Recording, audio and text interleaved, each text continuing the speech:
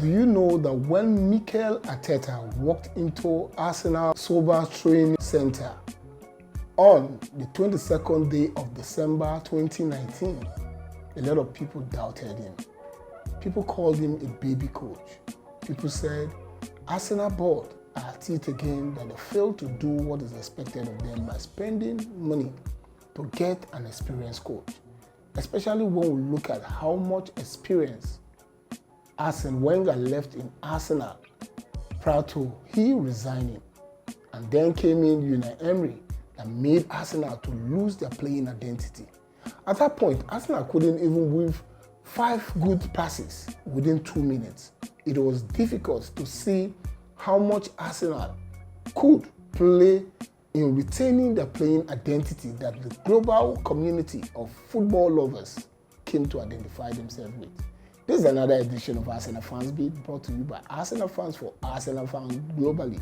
Today we're going to be looking at how much Arteta has taken Arsenal from the doldrum to where they're becoming title contenders, losing the English Premier League on 3 occasions and now vying for the UEFA Champions League finals, if they are able to negotiate a victory over PSG. And we're also going to be looking at players that are almost at the twilight of their contract signing career. What is Arsenal really going to do about these players? And the other one is that we're going to be looking at Article 63 of UEFA Champions League regulations, which talked about yellow cards and red cards. And we're going to be looking at if they are shooting themselves in the foot.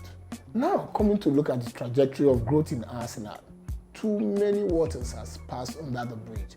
I could recall when Arsenal used to have the likes of David Luiz, Kolasinac, Mustafi, oh my goodness, and Socrates. Arsenal's defense were in 6 and 7. We literally lost the playing identity. Now at that point, we had an academy player and the person of Coquelin was doing his best, even until when Laurent Koscielny left.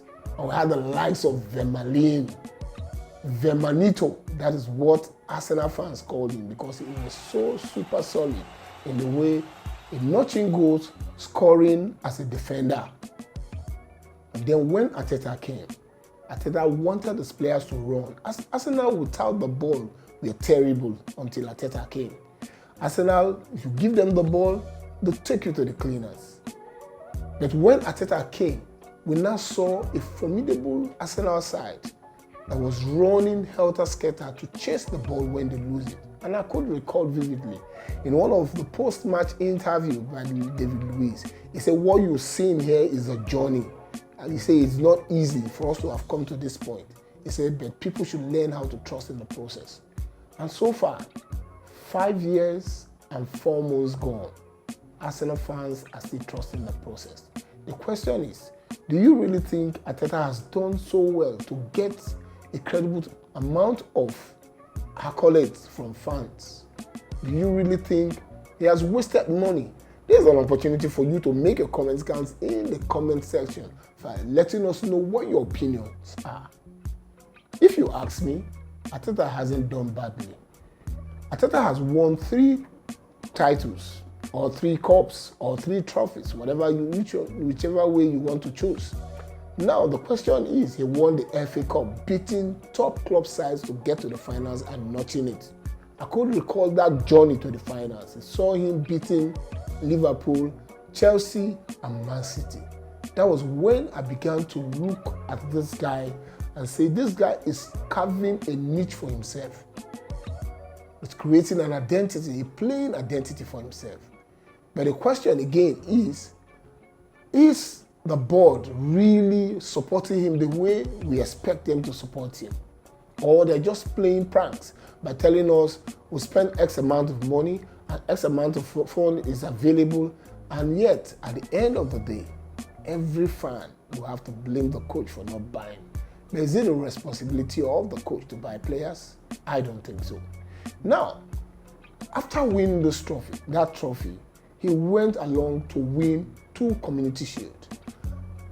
Naysayers will say, especially on the other divide. When I talk about the other divide, I'm talking about our non-London brothers, Tottenham and Chelsea, and also United. As much as they hate Arsenal, they will tell you, Community Shield is not a trophy, but it's actually a trophy. Because when they win it, they count it as a trophy. But when Arsenal wins it, it is counted less. Now, the young man has won 3 trophies. But the question is, do you think that he has done well? But the credible thing I want to say here is that he has done well by my own violation. How do I mean? This guy has put Arsenal in the mix of affairs. In the time past, we were only barely looking at how are we going to negotiate a pass into the Champions League position or into Europe. But now, Arsenal is in the mix of stuff, competing for trophies.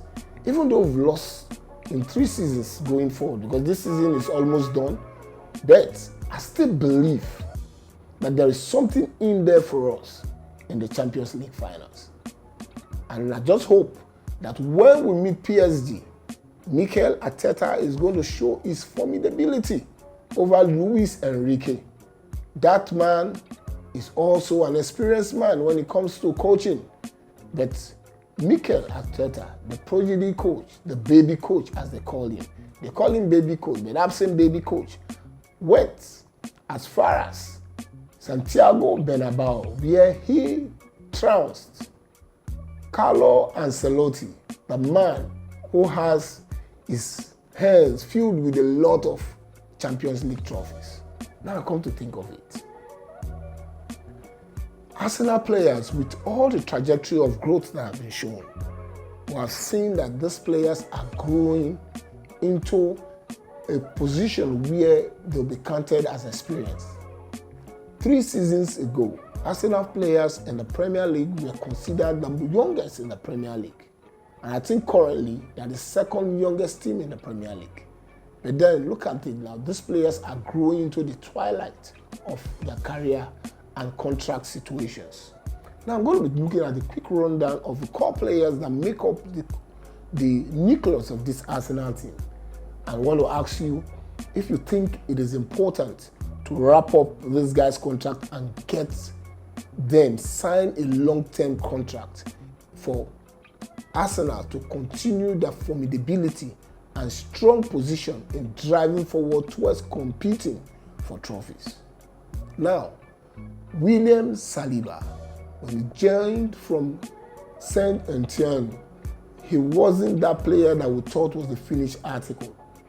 And when we say trust the process, Arteta kept sending him on loan. Today, his contract is going to be running off in 2027. What is your take? Do you think he deserves a new contract to keep him longer at the Emirates?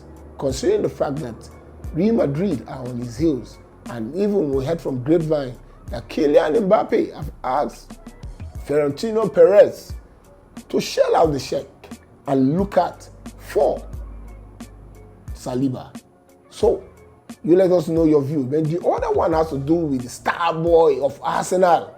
Even though we know his contract is almost wrapped up, he's going to be penning down a new contract. His old contract is supposed to be rounding off 2027. And the other one also has to do with Martin Odegaard, Captain Fantastic. His contract is due to round off in 2027. Now we also have Magalhaes, the big Gabi. His contract is set to run down in 2027. The same thing is applicable to Kivio, who suddenly has become a super deadwood for Gabriel Magalhaes. So we need to look at these players. Then key for me is Thomas Partey. His contract his former contract actually expired in 2025. And now, do you think Thomas Partey, the general, deserves a new contract? Considering the numbers he's been notching in this season, when he has been playing without injury.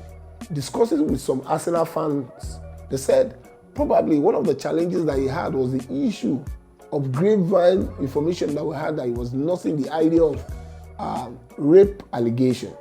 After that went off, it's like the injury disappeared. and he's been putting in the numbers.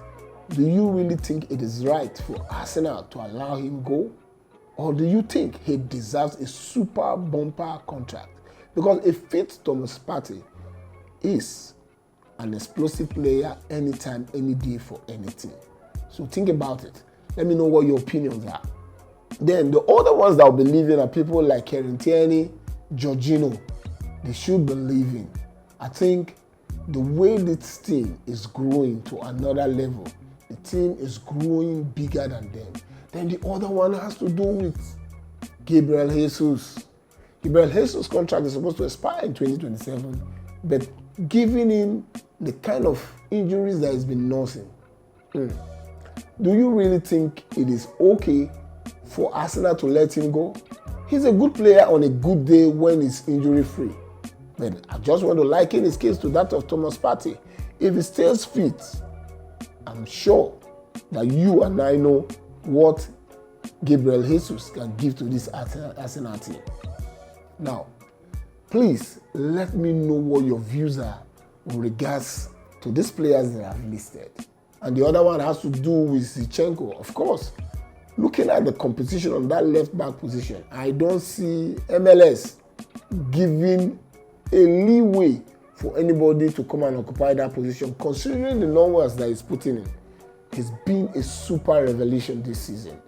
And now I'm going to be looking at the other one that has to do with the UEFA Champions League rule in their regulation. The question is, yes, they have it that if you earn a yellow card for a number of times, that you are expected to have this. If you look at what they have in subsection 63.04, it says exceptionally all yellow cards pending yellow card suspensions expire on completion of the playoffs. They are not carried forward to the league phase. In addition, all yellow cards expire on completion of the quarterfinal.